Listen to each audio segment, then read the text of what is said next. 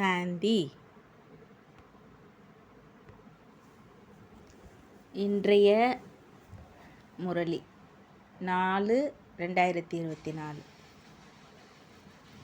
இனிய குழந்தைகளே, தந்தை எதை சொல்கிறாரோ அது உங்கள் உள்ளத்தில் பதிய வேண்டும். சூரிய வம்ச குலத்தில் உயர்ந்த பதவி பெறுவதற்கு நீங்கள் இங்கே வந்திருக்கிறீர்கள். அதனால் தாரணையும் செய்ய வேண்டும். கேள்வி: சதா புத்துணர்வோடு இருப்பதற்கான சாதனம் என்ன? பதில்: எப்படி வெயில் காலத்தில் மின்விசிறி ஓடினால் புத்துணர்வு தருகிறதோ அப்படி சதா சுய தரிசன சக்கரத்தை சுற்றி கொண்டே இருந்தால் புத்துணர்வோடு இருப்பீர்கள். சுய தரிசன சக்கரதாரியாக மாறுவதற்கு எவ்வளவு நேரம் பிடிக்கும் என்று குழந்தைகள் கேட்கிறார்கள். குழந்தைகளே, ஒரு நொடி என்று தந்தை சொல்கிறார். குழந்தைகள், நீங்கள் நிச்சயம் சுய தரிசன சக்கரதாரிகளாக வேண்டும். ஏன் என்றால் இதன் மூலமே நீங்கள் சக்கரவர்த்தி ராஜா ஆவீர்கள். சுய தரிசன சக்கரத்தை சுற்றுபவர்கள் சூரிய வம்சி ஆகிறார்கள். ஓம் சாந்தி. மின் விசிறி சுழலும் போது அனைவருக்கும் புத்துணர்வு கொடுக்கிறது. நீங்களும் சுய தரிசன சக்கரதாரியாக அமரும் பொழுது அதிக புத்துணர்வு பெறுகிறீர்கள். சுய தரிசன சக்கரதாரியின் அர்த்தத்தையும் யாரும் அறியவில்லை. அதனால் அவர்களை புரிய வைக்க வேண்டும். புரிந்து கொள்ளவில்லை என்றால் அவர்களுக்கு புரிய வைக்க வேண்டும். புரிந்து கொள்ளவில்லை என்றால் சக்கரவர்த்தி ராஜாவாகவும் ஆக மாட்டார்கள். நான் சக்கரவர்த்தி ராஜா ஆவதற்காக சுய தரிசன சக்கரதாரி ஆகி இருக்கிறேன் என்ற நம்பிக்கை சுய தரிசன சக்கரதாரிக்கு இருக்கும். ஸ்ரீ கிருஷ்ணரிடமும் சக்கரத்தை காட்டுகிறார்கள். இணைந்த லட்சுமி நாராயணருக்கும் கொடுக்கிறார்கள். தனியாக இருப்பவருக்கும் கொடுக்கிறார்கள். சுய தரிசன சக்கரத்தை புரிந்து கொள்ள வேண்டும். அப்போதே சக்கரவர்த்தி ராஜா ஆவீர்கள். விஷயமோ மிகவும் எளிதாக இருக்கிறது. பாபா, சுய தரிசன சக்கரதாரி ஆவதற்கு எவ்வளவு நேரம் பிடிக்கும் என்று குழந்தைகள் கேட்கிறார்கள். குழந்தைகளே, ஒரு நொடி என்று தந்தை சொல்கிறார். பிறகு நீங்கள் விஷ்ணு வம்சி ஆகிறீர்கள். தேவர்களை விஷ்ணு வம்சி என்று சொல்வார்கள். விஷ்ணு வம்சி ஆவதற்கு முன்னால் சிவவம்சி ஆக வேண்டும். பிறகு பாபா அமர்ந்து சூரிய வம்சியாக மாற்றுகிறார். வார்த்தைகள் மிக எளிதாக இருக்கின்றன. நாம் புதிய உலகில் சூரிய வம்சி ஆவோம். நாம் புதிய உலகின் எஜமானர்களாக சக்கரவர்த்தியாக ஆகிறோம். சுய தரிசன சக்கரதாரியிலிருந்து விஷ்ணு வம்சி ஆவதற்கு ஒரு நொடி ஆகிறது. அப்படி மாற்றுபவர் சிவபாபா. சிவபாபா விஷ்ணு வம்சியாக மாற்றுகிறார். வேற யாரும் மாற்ற முடியாது. விஷ்ணு வம்சி சத்தியுகத்தில் இருப்பார்கள். நீங்கள் இங்கே வருகிறீர்கள். அதை சூரிய வம்சம் என்று சொல்கிறார்கள். விஷ்ணு வம்சம் ஆவதற்காகத்தான் நீங்கள் இங்கே வருகிறீர்கள்னு அப்பா சொல்கிறாங்க.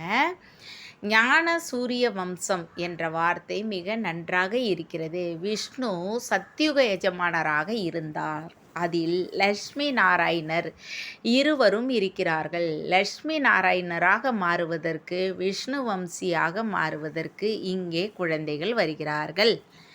இதில் மகிழ்ச்சியும் அதிகம் கிடைக்கிறது. புதிய உலகில், பொற்கால உலகில் விஷ்ணு வம்சி ஆக வேண்டும். இதைவிட உயர்ந்த பதவி வேறு எதுவும் கிடையாது. இதில் அதிக மகிழ்ச்சி ஏற்பட வேண்டும். கண்காட்சியில் நீங்கள் புரிய வைக்கிறீர்கள். உங்கள் குறிக்கோளே இதுதான். இது மிகப்பெரிய யூனிவர்சிட்டி. இது ஆன்மீக ஸ்பிரிச்சுவல் யூனிவர்சிட்டி என்று சொல்லப்படுகிறது. இதன் குறிக்கோள் இந்த சித்திரத்தில் உள்ளது. குழந்தைகள் இதை புத்தியில் வைக்க வேண்டும். எப்படி எழுதுவது? அதனால் குழந்தைகளுக்கு புரிய வைக்க ஒரு நொடி நேரமே ஆக வேண்டும். தேவி தேவர் குலத்தை சேர்ந்தவர்களாக இருந்தோம். சொர்க்கத்திற்கு எஜமானர்களாக இருந்தோம். இனிமையிலும் இனிமையான குழந்தைகளே, இன்றிலிருந்து 5000 வருடங்களுக்கு முன்னர் பாரதத்தில் நீங்கள் சூரிய வம்ச தேவி தேவர்களாக இருந்தீர்கள் என்று தந்தை புரிய வைக்கிறார். இப்பொழுது குழந்தைகளின் புத்தியில் வந்துவிட்டது. குழந்தைகளே, நீங்கள் சத்தியுகத்தில் சூரிய வம்சத்தில் இருந்தீர்கள். சிவபாபா குழந்தைகளுக்கு சொல்கிறார். சூரிய வம்ச குலத்தை ஸ்தாபனை செய்வதற்கு சிவபாபா வந்திருந்தார். உண்மையில் பாரதம் சொர்க்கமாக இருந்தது. நீங்கள் பூஜைக்கு உரியவர்களாக இருந்தீர்கள். யாருமே பூஜாரிகளாக இருக்கவில்லை. பூஜை செய்வதற்கு எந்த பொருட்களும் இருக்கவில்லை. இந்த சாஸ்திரங்களில்தான் பூஜை செய்வதற்கான சடங்கு சம்பிரதாயங்கள் எழுதப்பட்டிருக்கின்றன. எல்லையற்ற தந்தை சிவபாபா அமர்ந்து புரிய வைக்கிறார். அவர்தான் ஞானக்கடல், மனித சிருஷ்டியின் விதை ரூபம். அவரை விருஷபதி அல்லது பிரகஸ்பதி என்று சொல்கிறார்கள். குரு திசை மிக உயர்ந்ததாக இருக்கிறது. நீங்கள் பூஜைக்குரிய தேவி தேவர்களாக இருந்தீர்கள், பின்னர் பூசாரிகளாக மாறினீர்கள் என்று விருஷபதி உங்களுக்கு புரிய வைக்கிறார். எந்த தேவர்கள் நிர்விகாரிகளாக இருந்தார்களோ அவர்கள் எங்கே சென்றார்கள்? நிச்சயமாக பிறவிகள் எடுத்து எடுத்து கீழே இறங்கியிருப்பார்கள். சிவபாபா அவரே சொர்க்கத்தை படைக்கிறார். சிவபாபாவே குழந்தைகளுக்கு சொர்க்கத்தின் ஆஸ்தி கொடுக்கிறார். தந்தையை தவிர வேற யாரும் கொடுக்க முடியாது. லௌகீக தந்தை தேகதாரியாக இருக்கிறார். நீங்கள் உங்களை ஆத்மா என உணர்ந்து பரலோக தந்தையை பாபா என நினைவு செய்கிறீர்கள். தந்தையும் குழந்தைகளே என பதிலளிக்கிறார். அதனால் எல்லையற்ற தந்தையாக இருக்கிறார் தானே. குழந்தைகளை, நீங்கள் சூரிய வம்ச தேவி தேவர்களாக பூஜைக்கு உரியவர்களாக இருந்தீர்கள், பூசாரிகளாக மாறினீர்கள். பின்னர் இது ராவண ராஜ்யம். ஒவ்வொரு வருடமும் ராவணனை எரிக்கிறார்கள், இருந்தும் சாவதே இல்லை. 12 மாதங்களுக்கு பிறகு மீண்டும் ராவணனை எரிக்கிறார்கள்.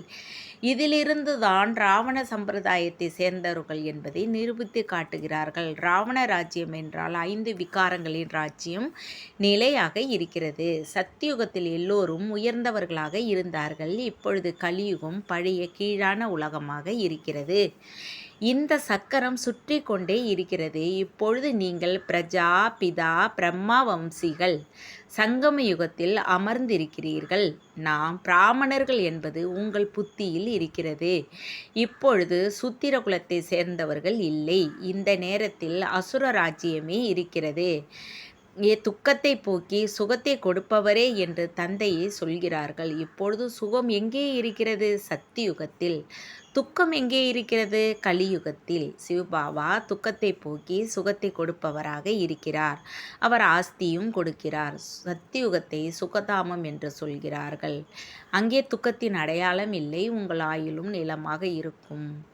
அழுவதற்கு அவசியம் இருக்காது. குறித்த நேரத்தில் பழைய தோலை அகற்றி மற்றதை பெறுவீர்கள். இப்பொழுது சரீரம் முதுமையாகிவிட்டது என்று உணர்வீர்கள். முதலில் குழந்தை சதோ குணத்தோடு இருக்கிறது. அதனால் குழந்தைகளை பிரம்மஞானிகளை விட உயர்ந்தவர்களாக நினைக்கிறார்கள். ஏன் என்றால் அவர்கள் விகாரி குடும்பத்திலிருந்து சந்நியாசியாக ஆகிறார்கள். அதனால் அவர்களுக்கு எல்லா விகாரங்களை பற்றியும் தெரியும். சிறிய குழந்தைகளுக்கு அதை பற்றி தெரியாது. இந்த நேரம் முழு உலகத்திலும் ராவண ராஜ்யம் கீழான ராஜ்யமாக இருக்கிறது. உயர்ந்த தேவி தேவர்களின் ராஜ்யம் சத்தியுகத்தில் இருந்தது, இப்பொழுது இல்லை. பிறகு வரலாறு மீண்டும் வரும். யார் உயர்ந்தவர்களாக மாற்றுவார்? இங்கே உயர்ந்தவர்களாக ஒருவர் கூட இல்லை. இதற்கு பெரிய புத்தி வேண்டும். இது தங்க புத்தி பெறுவதற்கான யுகம். தந்தை வந்து கல் புத்தியிலிருந்து தங்க புத்தியாக மாற்றுகிறார். நல்ல சகவாசம் கரை சேர்க்கும், கெட்ட சகவாசம் மூழ்கடிக்கும். சத்திய தந்தையை தவிர உலகில் உள்ள அனைத்தும் கெட்ட சகவாசமாக இருக்கிறது. நான் உங்களை சம்பூர்ண நிர்விகாரிகளாக மாற்றிவிட்டு போகிறேன் என்று தந்தை சொல்கிறார்.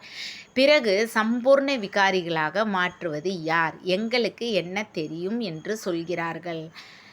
அரே, நிர்விகாரியாக மாற்றுவது யார்? நிச்சயம் தந்தையே மாற்றுவார். யார் விகாரிகளாக மாற்றுகிறார்? இது யாருக்கும் தெரியாது. தந்தை அமர்ந்து புரிய வைக்கிறார். மனிதர்கள் எதையும் அறியவில்லை. இது ராவண ராஜ்யமாக இருக்கிறது. ஒருவருடைய தந்தை இறந்து போனால் எங்கே சென்றார் என்று கேளுங்கள். சொர்க்கவாசியாகிவிட்டார் என்று சொல்வார்கள். நல்லது. அப்படியானால் அவர் நரகத்தில் இருந்தார் என்பதன் அர்த்தம். அப்போது நீங்களும் நரகவாசிகளாகவே இருக்கிறீர்கள். புரிய வைப்பதற்கு விஷயம் எவ்வளவு எளிதாக இருக்கிறது. தன்னை யாரும் நரகவாசியாக நினைப்பதே இல்லை. நரகத்தை வேசியாலயம் என்று, சொர்க்கத்தை சிவாலயம் என்றும் சொல்கிறார்கள். இன்றிலிருந்து 5000 வருடங்களுக்கு முன்னால் இந்த தேவி தேவர்களின் ராஜ்யம் இருந்தது. நீங்கள் உலகின் மகாராஜா மகாராணியாக இருந்தீர்கள். பிறகு பிறவிகள் எடுக்க வேண்டி இருக்கிறது. நீங்களே எல்லோரையும் விட அதிக பிறவிகளை எடுத்திருக்கிறீர்கள். இதற்குத்தான் ஆத்மாக்களும் பரமாத்மாவும் நீண்ட காலம் பிரிந்து இருந்தார்கள் என்று பாடப்படுகிறது. முதலில் ஆதி சனாதன தேவி தேவர் தர்மத்தை சேர்ந்த நீங்களே வந்தீர்கள். பிறகு 84 பிறவிகள் எடுத்து பதித்தம் ஆனீர்கள். இப்பொழுது மீண்டும் பாவனமாக மாற வேண்டும் என்பது உங்கள் நினைவில் இருக்கிறது. பதித்த பாவனரே வாருங்கள் என்று அழைக்கவும் செய்கிறார்கள். இதிலிருந்து ஒரே ஒரு சத்குரு சுப்ரீம் வந்து பாவனமாக மாற்றுகிறார் என்று சர்டிஃபிகேட் கொடுக்கிறார்கள். இவருக்குள் அமர்ந்து நான் உங்களை பாவனமாக மாற்றுகிறேன் என்று தானே சொல்கிறார். மற்றபடி 84 லட்சம் பிறவிகள் போன்றவை கிடையாது. 84 பிறவிகள் இந்த லட்சுமி நாராயணரின் பிரஜைகள் சத்தியுகத்தில் இருந்தார்கள். இப்பொழுது இல்லை. எங்கே சென்றார்கள்? அவர்களும் 84 பிறவிகள் எடுக்க வேண்டும். யார் முதல் நம்பரில் வருவார்களோ அவர்களே 84 பிறவிகளை முழுமையாக எடுக்கிறார்கள். அதனால் அவர்கள் முதலில் போக வேண்டும். தேவி தேவர்களுடைய உலகின் வரலாறு ரீபீட் ஆகிறது. சூரிய வம்ச சந்திர வம்ச ராஜ்யங்கள் கட்டாயம் ரீபீட் ஆக வேண்டும். தந்தை உங்களை தகுதி பெற வைக்கிறார். நாங்கள் இந்த பாடசாலை அல்லது யூனிவர்சிட்டிக்கு வந்து இருக்கிறோம். இங்கே நாங்கள் நரனிலிருந்து நாராயணராகிறோம் என்று நீங்கள் சொல்கிறீர்கள். இதுதான் எங்கள் குறிக்கோள். யார் நன்றாக முயற்சி செய்வார்களோ அவர்கள் பாஸ் ஆவார்கள். யார் முயற்சி செய்வதில்லையோ அவர்களில் ஒருவர் பிரஜைகளில் பெரிய செல்வந்தர் ஆவார். ஒருவர் குறைந்த நிலையில் இருப்பார். இங்கே ராஜஸ்தானி உருவாகிறது. நாம் ஸ்ரீமத்துப்படி உயர்ந்தவர்களாக மாறிக்கொண்டு இருக்கிறோம் என்பது உங்களுக்கு தெரியும். ஸ்ரீ சிவபாபாவின் வழிப்படி ஸ்ரீ லட்சுமி நாராயணராக, அதாவது தேவி தேவர்களாக மாறுகிறோம். ஸ்ரீ என்றால் உயர்ந்தவர். இப்பொழுது யாரையும் ஸ்ரீ என்று சொல்ல முடியாது. எனினும் இங்கே யார் வந்தாலும் அனைவரையும் ஸ்ரீ என்று சொல்கிறார்கள். இப்பொழுது தேவி தேவர்களை தவிர வேறு யாரும் உயர்ந்தவர்கள் ஆக முடியாது. பாரதம் மிக சிறந்ததாக இருந்தது. ராவண ராஜ்யத்தில் பாரதத்தின் பெருமையே அழிந்து விட்டது. பாரதத்திற்கு பெருமையும் அதிகமாக இருந்தது, நிந்தனையும் அதிகமாக இருக்கிறது. பாரதம் முற்றிலும் செல்வ செழிப்போடு இருந்தது. இப்போது முற்றிலும் ஏழையாக இருக்கிறது. குணமிழந்த என்னிடம் எந்த குணமும் இல்லை என்று சொல்லி தேவர்களின் முன்பாக சென்று அவர்களுக்கு புகழ் பாடுகிறார்கள். தேவர்களை சொல்கிறார்கள். இருந்தும் அவர்கள் கருணை உள்ளம் உடையவர்கள் கிடையாது. கருணை உள்ளவர் என்று ஒருவருக்கே சொல்லப்படுகிறது. அவர் மனிதரை தேவராக மாற்றுகிறார். இப்பொழுது அவர் உங்கள் தந்தையாகவும் இருக்கிறார், ஆசிரியராகவும் இருக்கிறார், சத்குருவாகவும் இருக்கிறார். என்னை நினைவு செய்வதால் உங்கள் ஜென்ம பாவங்கள் சாம்பல் ஆகும். நான் உங்களை கூடவே அழைத்து செல்வேன் என்று உத்தரவாதம் கொடுக்கிறார். பிறகு நீங்கள் புதிய உலகத்திற்கு போக வேண்டும். இது 5000 வருடங்களின் சக்கரம். புதிய உலகம் இருந்தது, பின்னர் நிச்சயம் உருவாக்கப்படும். உலகம் பதித்தமாகும். பிறகு தந்தை வந்து பாவனமாக மாற்றுவார். ராவணன் பதித்தமாக மாற்றுகிறான். நான் பாவனமாக மாற்றுகிறேன் என்று தந்தை சொல்கிறார். மற்றபடி இங்கேயோ பொம்மைகளை பூஜை செய்து கொண்டு இருப்பதை போல் இருக்கிறது. ராவணனுக்கு ஏன் 10 தலைகள் கொடுக்கப்படுகின்றன என்பது அவர்களுக்கு தெரியாது. விஷ்ணுவிற்கு 4 கைகளை கொடுக்கின்றார்கள். எனினும் இப்படிப்பட்ட மனிதராக யாரும் ஒருபோதும் இருப்பது இல்லை. ஒருவர் 4 கைகளை உடைய மனிதராக இருந்தால் அவருக்கு பிறக்கும் குழந்தையும் அப்படியே இருக்க வேண்டும். இங்கேயோ எல்லோருக்குமே 2 கைகள் உள்ளன. எதையும் அறியவில்லை. பக்தி மார்க்க சாஸ்திரங்களை மனப்பாடம் செய்கிறார்கள். அவர்களுக்கும் எத்தனை பாலவர்கள் உருவாகிறார்கள். அதிசயமாக இருக்கிறது. இங்கே தந்தை ஞானத்தை அத்தாரிட்டியாக இருக்கிறார். ஞானத்தின் அத்தாரிட்டியாக இருக்கிறார். எந்த மனிதரும் ஞானத்தின் அத்தாரிட்டி உடையவராக இருக்க முடியாது. நீங்கள் என்னை ஞானக்கடல் என்று சொல்கிறீர்கள். ஆல்மைட் அத்தாரிட்டி என்பது தந்தையின் புகழ். நீங்கள் தந்தையை நினைவு செய்கிறீர்கள். அப்பொழுது தந்தையிடமிருந்து சக்தியை பெறுகிறீர்கள். அதன் மூலம் உலகின் எஜமானர் ஆகிறீர்கள். நம்மிடம் அதிக சக்தி இருந்தது. நாம் விகாரமற்றவர்களாக இருந்தோம். முழு உலகின் மீதும் தனியாக ராஜ்யம் செய்தோம் என்பதை நீங்கள் புரிந்து இருக்கிறீர்கள். அதனால் ஆல்மைட்டி என்று சொல்வார்கள் தானே. இந்த லட்சுமி நாராயணன் முழு உலகத்திற்கும் எஜமானர்களாக இருந்தார்கள். இந்த சக்தி அவர்களுக்கு எங்கிருந்து கிடைத்தது? தந்தையிடமிருந்து. மிக உயர்ந்தவர் பகவான். எவ்வளவு எளிதாக புரிய வைக்கிறார். இந்த 84 பிறவிகளின் சக்கரத்தை புரிந்து கொள்வது எளிதாக இருக்கிறது தானே. இதன் மூலமாகவே உங்களுக்கு அரச பாக்கியம் கிடைக்கிறது. பதித்தர்களுக்கு உலகின் அரச பாக்கியம் கிடைக்க முடியாது. பதித்தர்கள் அவர்களுக்கு முன்னால் தலை வணங்குகிறார்கள். தாம் பக்தர்கள் என்று புரிந்து இருக்கிறார்கள். அதாவது தேவி தேவர்களுக்கு முன்பு. இப்பொழுது உங்களுக்கு பகவான் கிடைத்திருக்கிறார். நான் உங்களுக்கு ராஜயோகத்தை கற்பிக்கிறேன். பக்தியின் பலனை கொடுக்க வந்திருக்கிறேன் என்பது பகவான் வாக்கு. பகவான் ஏதோ ஒரு உருவில் வருவார் என்று பாடவும் செய்கிறார்கள். நான் ஒன்றும் மாட்டு வண்டி போன்றவற்றில் வருவது இல்லை என்று தந்தை சொல்கிறார். யார் மிக உயர்ந்தவராக இருந்தாரோ, பிறகு 84 பிறவிகளை முடித்தாரோ அவருக்குள்ளேயே வருகிறேன். சத்தியுகத்தில் உத்தம புருஷர்கள் இருப்பார்கள். கலியுகத்தில் கீழான தமோ பிரதான மனிதர்கள் இருக்கிறார்கள். இப்பொழுது நீங்கள் தமோ பிரதானத்திலிருந்து சதோ பிரதானமாக மாறுகிறீர்கள். தந்தை வந்து தமோ பிரதானத்திலிருந்து சதோ பிரதானமாக மாற்றுகிறார். இது விளையாட்டு. இதை புரிந்து கொள்ளவில்லை என்றால் ஒருபோதும் சொர்க்கத்திற்கு வர மாட்டீர்கள். நல்லது. இனிமையிலும் இனிமையான காணாமல் போய் கண்டெடுக்கப்பட்ட செல்ல குழந்தைகளுக்கு தாய் தந்தையின் பாப்தாதாவின் அன்பு நினைவுகள் மற்றும் காலை வணக்கம். ஆன்மீக குழந்தைகளுக்கு ஆன்மீக தந்தையின் நமஸ்தே. ஆன்மீக தந்தைக்கு ஆன்மீக குழந்தைகளின் அன்பு நினைவுகள் மற்றும் நமஸ்தே. தாரணைக்கான முக்கிய சாரம். 1. ஒரு தந்தையின் சகவாசத்தால் தன்னை தங்க புத்தி உடையவராக மாற்ற வேண்டும். சம்பூர்ண நிர்விகாரி ஆக வேண்டும். கெட்ட சகவாசத்திலிருந்து தூர இருக்க வேண்டும். 2.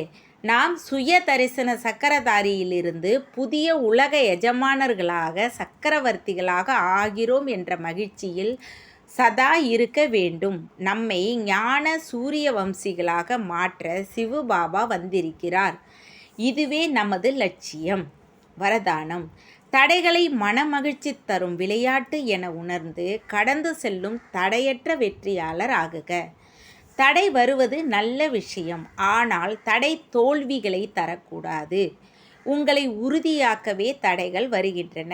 அதனால் தடைகளை கண்டு பயப்படுவதற்கு பதிலாக அவற்றை மன மகிழ்ச்சி தரும் விளையாட்டு என உணர்ந்து கடந்து செல்லுங்கள். அப்போது தடையற்ற வெற்றியாளர் என்று சொல்வார்கள். எப்போது சர்வசக்திவான் தந்தையின் கரம் இருக்குமோ அப்போது அங்கே பயப்பட எந்த விஷயமும் இல்லை. தந்தையின் நினைவிலும் சேவையிலும் பிஸியாக இருந்தால் தடையில்லாமல் இருப்பீர்கள். புத்தி எப்போது பிரியாக இருக்குமோ அப்பொழுது தடை அல்லது மாயா வருகிறது. பிஸியாக இருந்தால் மாயா அல்லது தடை ஒதுங்கிவிடும். ஸ்லோகன். சுகத்தின் கணக்கில் சேமிப்பதற்கு நியமங்களின்படி உளமாற அனைவருக்கும் சுகத்தை கொடுங்கள். ஓம் சாந்தி. தேங்க்ஸ் பாபா.